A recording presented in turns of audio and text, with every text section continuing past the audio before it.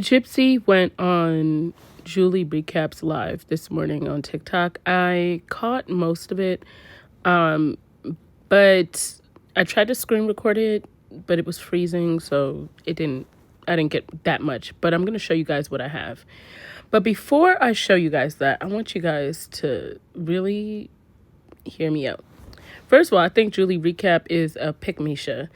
And the fact that she is saying that she's so sad that Gypsy gets hate, like the fact that this grown woman is condoning another woman getting pregnant by someone other than her husband and bragging about the fact that she's pregnant by somebody else is insane. Let's not mention that she used a man with autism and a low IQ that was collecting a permanent disability check to unalive her mom. And they're holding him more accountable than her, knowing that he has a disability and was collecting a permanent disability check. Furthermore, Julie Recap, I know, and she never has had any integrity. She's a very shady person. She's classless. And, anyone that supports someone that would unalive their mom says a whole lot about them. And also, that Julie Recap tried to come for me a couple of times.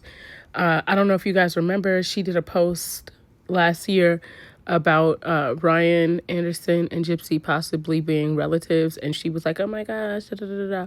She took the post down. And when I had posted about it, she was like, oh, Nina's such a horrible person. This creator should have never did this. I'm like, girl, look. Y'all were all posting about it. I didn't know. I was like, look, I don't know. This is what I seen.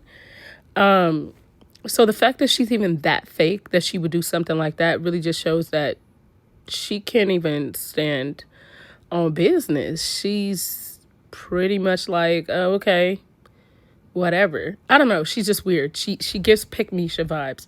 I don't know about y'all, but let me know if y'all think that, because it's giving pick-me-sha. And you also know she came for me a couple of times last year too. I clocked her tea, and then I clocked her tea on this app again. But yeah, she gives pick-me-sha vibes. Like, I just think it's so funny that she tries so hard to be cool with a murderer.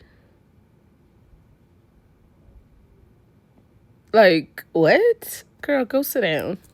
You dust bucket. You dusty chick. Go sit down. Because that's what you giving is dust bunny. But whatever. I will rest my case. But anyway, let's watch this, y'all. Because I'm still on parole. Salespeople. Yeah. And I think we need to bring voices to those who are kept from the voice behind stone walls. Yeah. It's not that I don't care about them. It's not that I don't still have friends in prison that I would love to communicate with, but I can't right now, and I haven't been able to. So pretty soon, I think that I'll see a shift coming where I feel like it's going to be kind of difficult to transition and it be accepted, but people need to understand I'm human. Yeah. I still like to do dancing videos. I still like to choose, like, that account isn't like the Gypsy Blanchard advocacy account. Like, that's not what it was, and it's not what it has to be. It's whatever you want it to be. That's a really good point. I feel like I'm lecturing you. Oh no, it's advice. Yeah, I just feel you. Well, I'm sure you know this, but it's because I've covered your case and I like chatted with you now on here, and I just feel invested, I guess, and it's like I have a hard time watching the hate and the way things went when I was so invested in kind of what happened to you, and it's upsetting, and I just don't think it's right. All right, y'all, it's time to spin the block. Now, this video that I'm posting is a video of the day after Raina, Ken's mom, and I were on a live. It went kind of haywire, but this was yesterday last year. I think it's kind of like interesting to see these. I saw somebody said in my comment, oh, Nina, I used to love your content until you started doing the spin of blocks. Look, if you don't like it, You don't have to watch it. It's just that simple. I don't need you to tell me what you have issue with. Sounds very personal. Anyway, let's carry along. Let me know what you guys think in reference to this reaction that I had to the live that I had with her versus what's happening right now. I think that part is really key to these spin the blocks. Is a lot of times like seeing these moments a year later after so much has transpired, the thought process is very different. I want to recap you on last night's live because it was complete chaos with Ken's mom and I. Now, before I recap it, I want to say this. I know a lot of you in the comments were saying, Nina, take over your live. But I knew that I was on a live with one of my elders. And I feel as if I still needed to give her respect. Whether I felt like she was giving that same respect to me or not, I still needed to give her that. However, Ken's mom did not agree with how I felt. And right, I understand why. I have always maintained the stance that I feel like Gypsy is a menace. And I feel like anyone affiliated with her causes chaos. And I truly believe this was proof. I believe Christy Blanchard set Miss Raina up to this live. I believe that she was in the back, not necessarily physically, but in the back of this whole conversation. And she did that to try to target me again. Because if you notice, a lot of the subjects that Miss Raina touched on were things that Ryan tried to say I was or did. She spoke on race. She spoke on sexuality. She spoke on the Bible. Um, she spoke on a lot of things. And she said she feels like we should give Gypsy grace. I don't feel like we owe her that. And I think she has had grace extended to her, and she showed us who she was again. And if you are going to take it in the lens of the Bible does speak about grace, but it also speaks very much about discernment. Okay? And they are not two in the same. And you need to use both. And saying that you're using rose colored glasses is not discernment. You're saying you choose to see the best and you want to be blinded. And, that's your choice. But one thing I'm going to say is that I hate the fact that you are doing it at your very own son's expense. And the fact that you're not going to see it until you're walking into a church saying your last goodbyes is the real problem. Don't ride for someone so hard that you are having it at the expense of your own child. And that's the reality of this all. Um, it I don't like the way that live went at all. Anyone that knows me knows that I don't like chaos. Chaos is something that I despise. Um,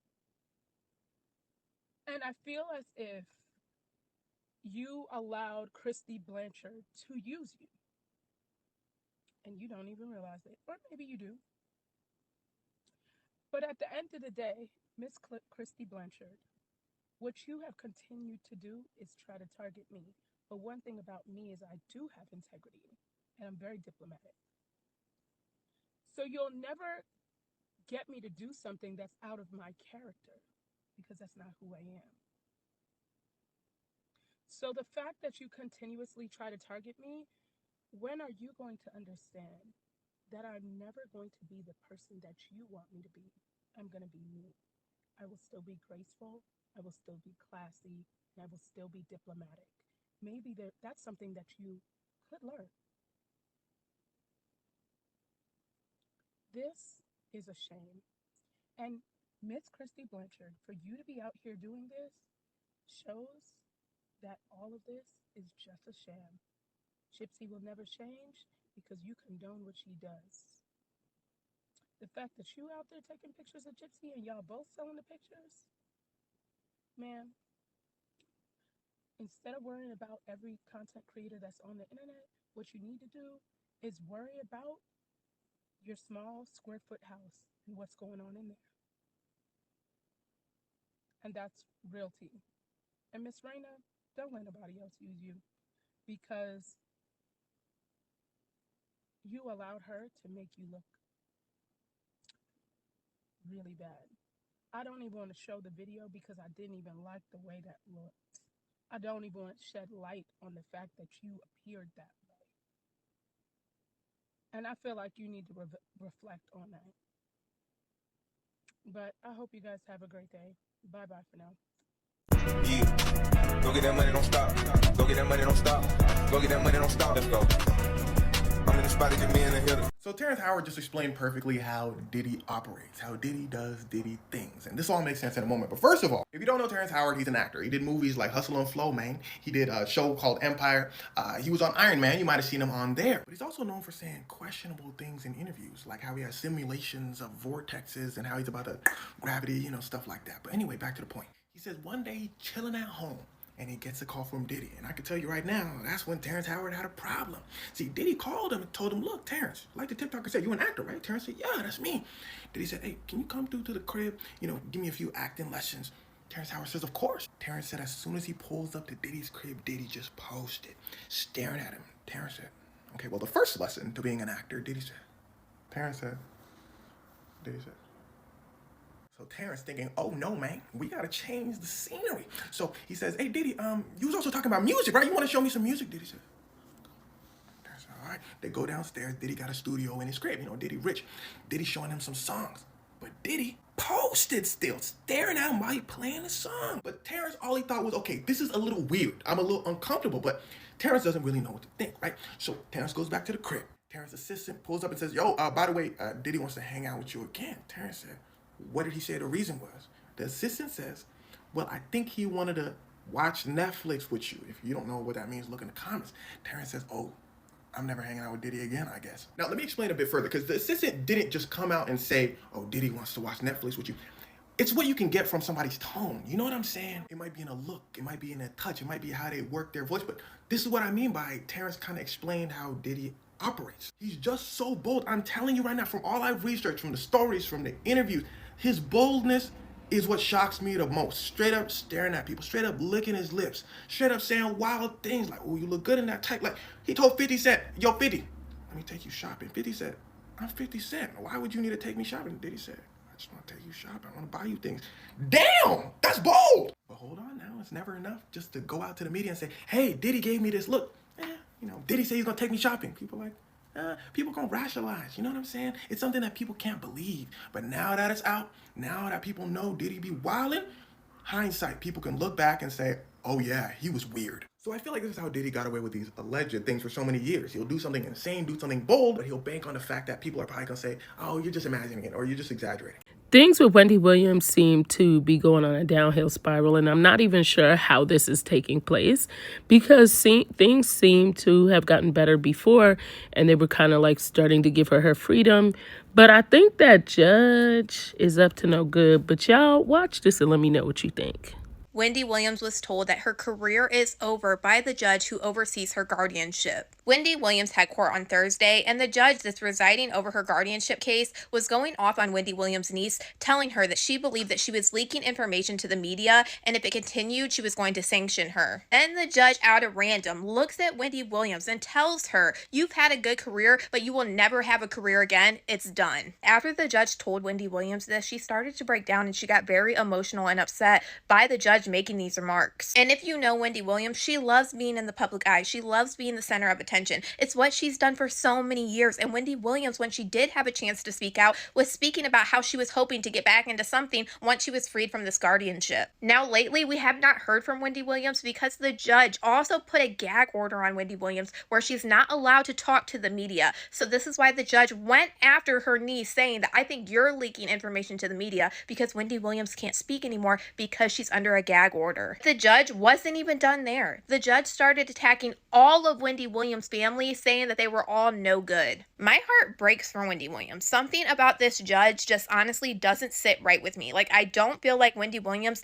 ever will have a chance to get out from underneath this guardianship if she can't get away from this judge. Because it makes absolutely no sense that we know that Wendy Williams has passed her mental exams with flying colors, and this is why she's trying to get out from underneath this guardianship, and then this judge looks at her and tells her that she's never going to have a career again, on top of attacking her family, saying that they are all no good. And then we know she put a gag order on Wendy Williams where she's not allowed to talk to anybody in the media anymore, and that is insane. Like, there's no reason that any of this should be allowed. I really hope that Wendy Williams is free soon, but I really feel like at this point the whole entire system around her is just failing her. But y'all, let me know what you guys think about all this in the comments. Okay, y'all, I'm gonna show you guys this because I just think it's so crazy.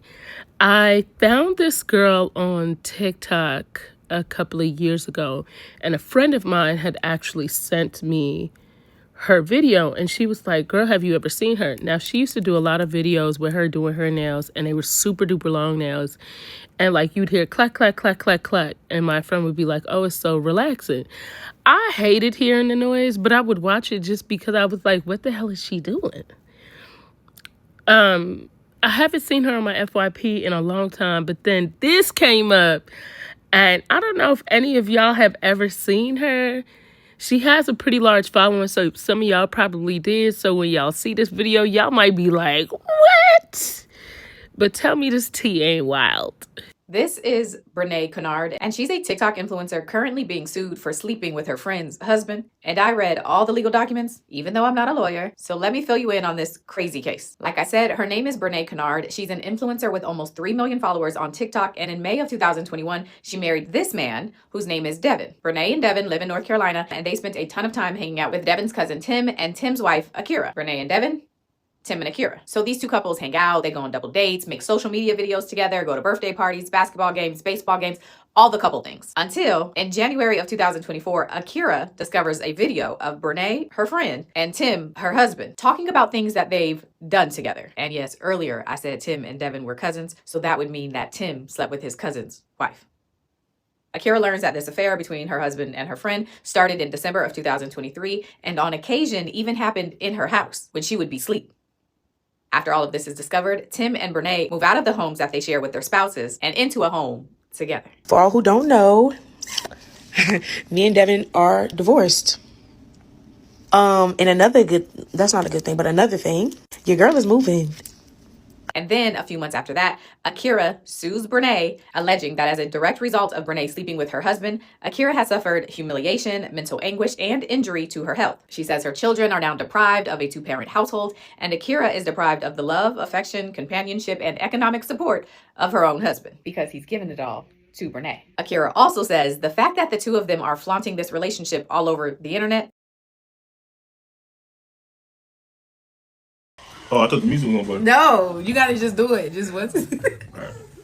Only adds to the humiliation and mental anguish that Akira is already suffering, and so she wants Bnee to pay. Now, of course, filing the lawsuit is only the beginning step. So to prepare for trial, Akira and her attorney started sending subpoenas. They asked for Bnee's bank statements, her proof of income, her current lease, any video she has of Akira's kids, and all communications between Bnee and Tim, including text messages, videos, WhatsApp. She asked for it all. And at first, Bnee's attorney responds to the subpoenas by asking the judge for more time to gather all the documents and respond to everything. But even with the new due date, Bnee and her attorneys never send anything over. So after their deadline passes, Akira's attorney files a motion asking the judge to sanction or punish Bnee and her attorney for not responding to the subpoena, because not having that information is preventing Akira from preparing for this trial. And it's also costing her more money in attorney fees. So this request for sanctions happened on November 20th, 2024. And then the next thing that happens in this case is on January 30th, 2025, when Bnee's attorney files a motion to withdraw, like leave the case. The motion says that the defendant, meaning Bnee, wants him to withdraw. So now there's a hearing scheduled for April 1st, but a mediator has also been assigned to this case, and it says the deadline for a conference with that mediator is April 19th, and then the trial is scheduled to start on May 19th. So that's the lawsuit between the wife and the girlfriend. But remember I said Bnee was also married. She was married to Devin, who is Tim's cousin. Well, Devin has also filed a lawsuit. His lawsuit is against his cousin, Tim, and it's for the same reasons Akira is suing for, saying that his cousin broke up his marriage. There was also a temporary custody order that was put in place to say that Akira and Tim's kids couldn't be left alone with Bnee, but Akira says that Bnee has broken that order countless times. So again, this is in North Carolina where you can sue for this kind of stuff. So I don't know, child. Y'all tagged me in this and wanted a recap, but this is a mess. North Carolina, what are y'all doing? Anyway, y'all, happy Sunday. I hope all is well. I also saw some stuff with Onaja. She did something on Netflix, like talking about a show that was coming up. Not a show that she is in, but I do believe she has a show in the process. I don't know for sure, y'all, but what I think is very interesting is the way she has really been coming to the internet and like having a lot of conversations. It kind of makes me think that the incident that happened in Dubai was staged to bring curiosity for a show or something. I might be wrong, but I might be right. But I feel like we were misled. But let's wait and see. But bye-bye for now.